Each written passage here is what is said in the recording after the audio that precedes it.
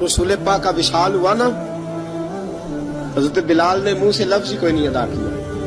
کسی نے اپنا دکھڑا کسی انداز میں سنا لیا. حضرت عمر نے کہا، جس نے کہا حضور وصال کر کے گردن اڑا دوں گا. حضرت عثمان غنی نے کہا، خبردار کوئی مجھے آ کے نہ بتائے کہ مصطفیٰ وصال کر گئے.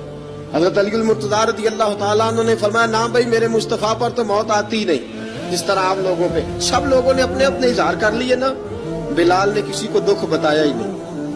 ایک کونے میں بیٹھ کے نا حضرت بلال اکیلے آنسو بہاتے رہے، کسی کو بتایا ہی نہیں، اکیلے روئے.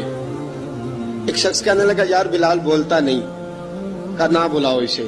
عصر کی نماز کا وقت ہوا نا، تو وہ بلال جو کعبے کی چھت پہ بغیر سیڑھیوں کے چڑھ گیا تھا، وہ بلال جو کعبے کی چھت پہ بغیر کسی سہارے کے چڑھ گیا تھا، اس بلال کو کہا کہ بلال چڑھ ذرا، آذان پڑھ، مسجد کی چھت پہ چڑھ جا.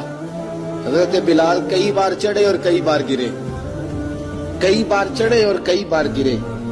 حضرت بلال حبشی رضی اللہ تعالیٰ نے آواز دی، کہا سلمان میری مدد کرنا، میری مدد کرنا. اب مجھ سے چڑھا نہیں جاتا، اب مجھ سے جایا نہیں جاتا. جناب سلمان فارسی نے بھی سوال نہیں پوچھا کہ بلال تو بیمار ہے، یہ نہیں پوچھا.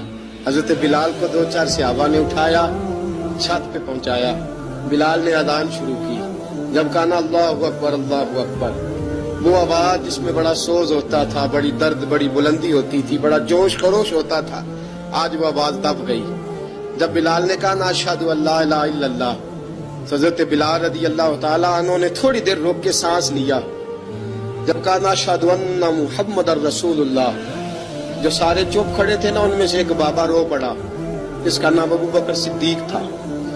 جب حضرت ابو بکر صدیق کی آنکھ میں آنسو آیا تو حضرت بلال چھت کے اوپر زمین پہ گرے، زمین پہ گرے.